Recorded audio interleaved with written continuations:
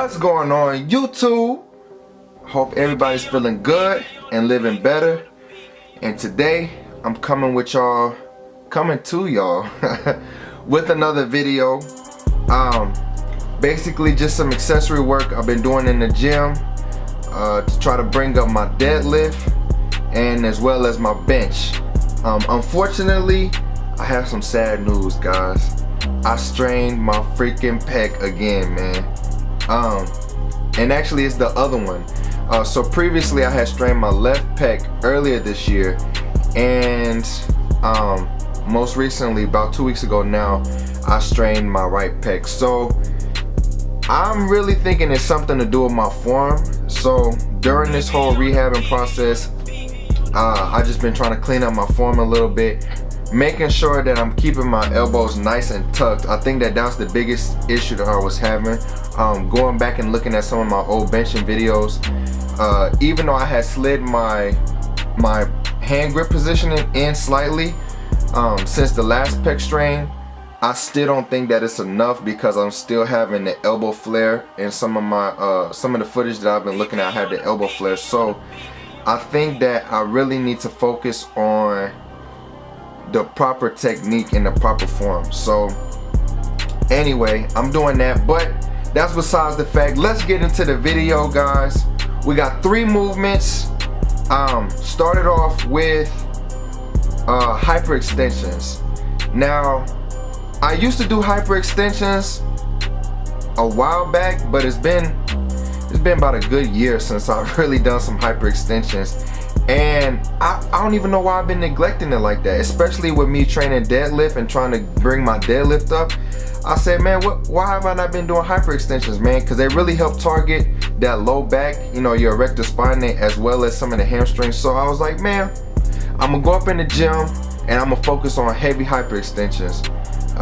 Typically before I used to do somewhere in the rep range around 8 to 15, just kind of depends. But today we went heavy. Okay, I know that sounds weird, heavy hyperextensions. How the hell do you do that? Well, take a look at the clip and you're gonna see.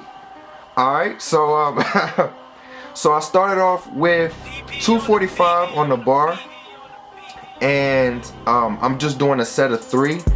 So that's my heavy set of 3. I did that with 245, and then I dropped it down to, I believe, 225. Yeah, 225, and I did 3 sets of 3 with 225.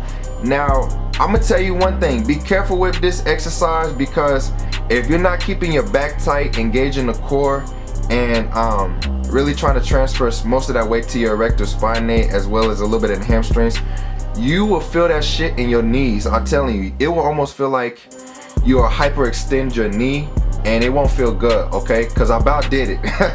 But I really just had to focus on keeping my core tight, keeping my back, you know, keeping my back tight, keeping my shoulder blades back, and really focus on moving the weight with my erector spinae. Okay, so that's what I did for my low back, help strengthen up my erector spinae, so when I'm deadlifting, I don't get that hunchman back, you feel me?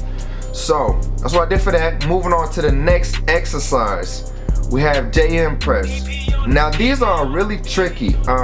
This is my first time actually doing JM press. It's almost like the way Eric Spoder describes it. It's almost as if a skull crusher and a bench press had a baby. Okay. So what you want to do is, I don't know if you can tell by the angle I have, but you almost want to lower the bar in a straight alignment. So you want the bar path to be in the same alignment. But what you want to do is kind of bring the bar to your neck, almost like you about to cut your head off with the bar. And you want to tuck your elbows in down by your side, okay? It's very tricky movement, and you do not need a lot of weight, okay? You do not need a lot of weight on this one. So with the JM press, I started off with 1 set of 115, and that was for 6 reps, and then I dropped it down and I did 4 sets with 105. Okay, so like I say, you really don't need a lot of weight on this exercise. You will feel it primarily in your triceps, but you might feel it also a little bit in the chest. But It's a very good accessory movement. I feel like that I have incorporated into the routine to help bring up my bench in the long run. So go ahead and get that one a try. You know, if you've never done the JM press, give it a try and let me know what you think. Alright, moving on to the last exercise. We have lever rows. Okay, lever rows or single arm dumbbell rows, pretty much the same difference. I just chose to do lever rows, so I loaded up the barbell. Loaded up the barbell with 115, and I did a set of 6 with that, and then I dropped it down and I did 3 sets with 95 pounds. Okay, very good exercise. I feel it really allows me to get a nice stretch at the bottom, and then when I roll the weight up, I can get a good contraction. But if this is uncomfortable for you, I mean, you could pretty much do dumbbell rows. But in this video and on that day, I chose to do lever rows. Okay, so you do what you want to do, but that's what I chose to do. All right. So yeah, I don't know if I did. I stated it. I did 115 for my first set, and then I dropped it down and did 3 sets of 95 on the lever rows. But yeah, guys, that's it. Just a couple more accessory movements you can incorporate into your routine to try to help bring up your deadlift as well as your bench. Nothing crazy, nothing super spectacular. It's just all about change and modification. All right, you seeing stagnant, you becoming stagnant in your program, switch it up, man. Don't be afraid to switch it up. That's how we make these gains. That's how we get these results. Okay, but yeah, guys, if you like the video, do me a favor, hit that like button below, comment, share, but most importantly, subscribe and stay tuned.